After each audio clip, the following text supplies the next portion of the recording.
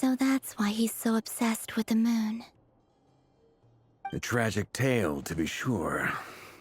But it does not excuse his many transgressions. No matter how much Rerir suffered in the past, the fact remains that he is what we know today as the Wild Hunt, wreaking havoc upon innocent lives in Notcry. He becomes more dangerous with each passing day. If left unchecked, it is simply a matter of time before all of Teyvat suffers the consequences. This is a threat that the Knights of Favonius cannot ignore. A question for Miss Columbina. Forgive me if this is presumptuous, but have you ever seen the spatial gateway that appeared in Rerir's memory? Never. But I have heard stories of something called the Moon Gate, and this seems to fit the description. Miss Lauma, any thoughts on this? In the lore of the Frost Moon Scions, the moon is believed to hold many secrets. Some sources speak of ancient knowledge, others of a gateway to the unknown. The term Moon Gate is one I have heard before. But as is the case with all of our legends, there are no records of any first-hand witnesses. We cannot know whether it truly exists. Then back to Miss Columbina. As a moon goddess yourself, do you have some idea of where the Moon Gate leads to? Not at this stage, sorry. I do hold the power of the Frost Moon, and my strength is recovering well. I can sense that the gate would open at my command, but...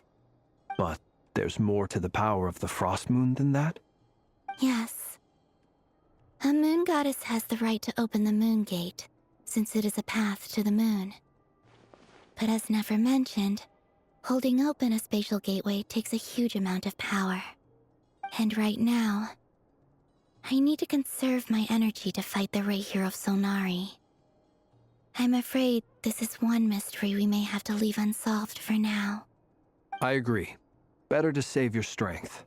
But if you'll humor me for a moment, I have a bold conjecture of my own regarding the world beyond the gateway. I highly suspect that neither Tholindis nor Rerir made it through unscathed.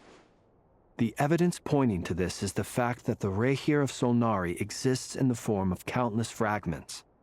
With the abyssal power he wields, no ordinary foe can touch him, let alone tear him to shreds. And yet, the Wild Hunt proliferates wherever his scattered fragments lie, drawing hordes of monsters to many different locations across the land.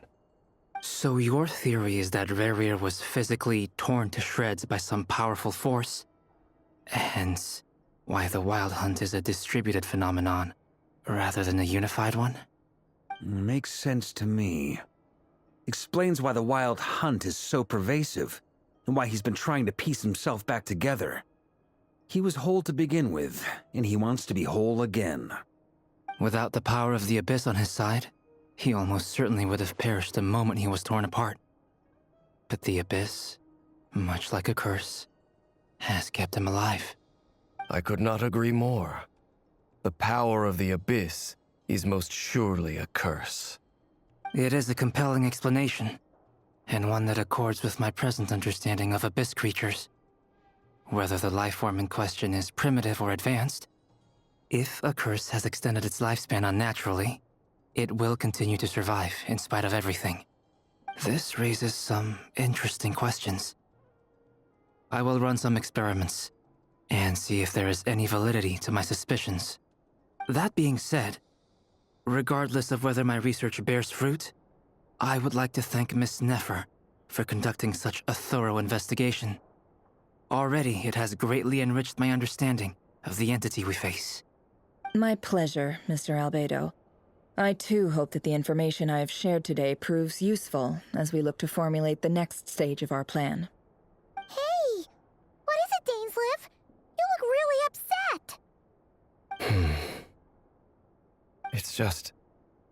when I think of the man I once knew as Rerir, I struggle to understand why things had to turn out like this. The two of you used to be friends, didn't you? I don't know if these words will bring any comfort, but my heart goes out to you. Mine too. We can never know all the hows and whys of the way things are. The moon and stars are full of untold secrets and lies, and the skies are host to many more mysteries than these alone. Yet, none of that can begin to compare with the complexity of human life. Those are the first comforting words I've heard in a long time. Thank you, both. Well, I think this is a good place to end today's meeting. I'm sure Nefer needs some time to recover. She's been through an awful lot today. That's very thoughtful of you, Lama. Of course. Sounds good to me. Take some time to rest and digest before we reconvene to nail down a plan.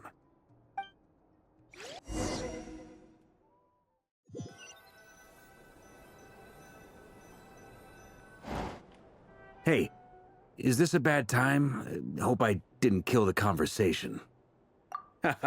No need. Come on, let's talk outside.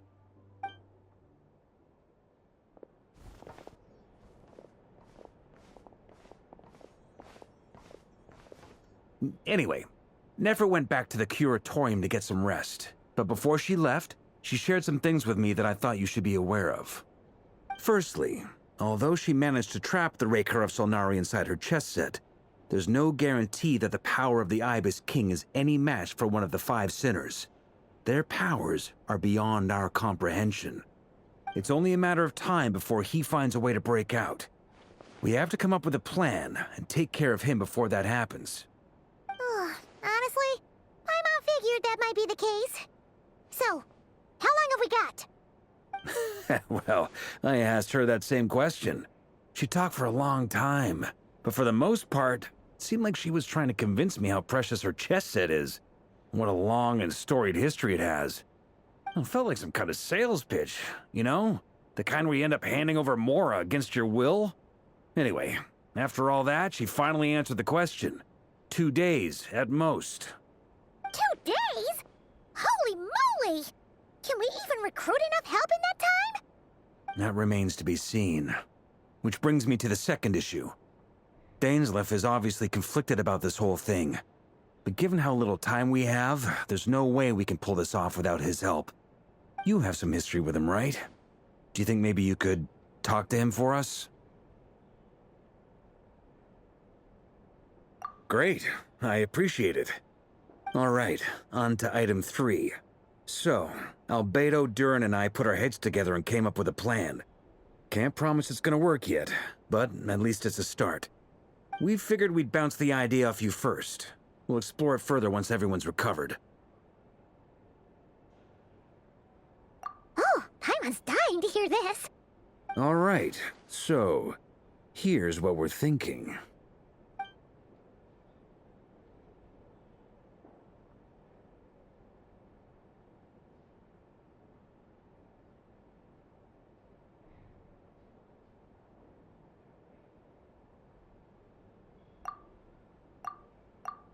We felt a little uneasy about roping you into this. I mean, firstly, you're not locals, and secondly, none of us are your boss.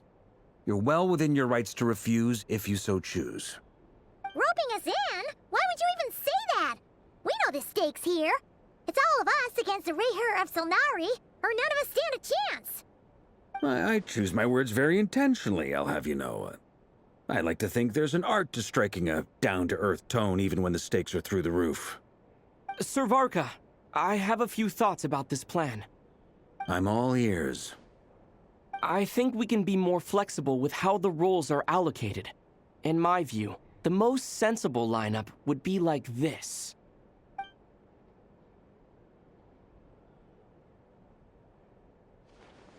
I see your point, yeah. But if that's how we're going to approach this, you'd better make sure you're ready. To be clear, I don't doubt your abilities. Far from it. I just want to make sure. Are you really willing to take all this on? I want to do everything within my power. The Rayher of Solnari is a truly fearsome opponent, and if I do my part, it'll greatly reduce the risk for everyone else involved. Well, that tracks with what I've heard. Jean's mentioned in her letters that you're so diligent it's almost abnormal. As in, most people weigh up the risks and rewards in situations like this. but you seem to just march towards danger without a moment's hesitation. Of course, everyone appreciates a fearless pioneer. But all that aside, I'm the Grand Master of the Knights of Favonius, and you're our honorary knight. I want to make sure your courage doesn't come at the expense of your safety. Thank you, Sir Varka. I should be the one thanking you. It means a lot to have you on board. I'll give some serious thought to your suggestions.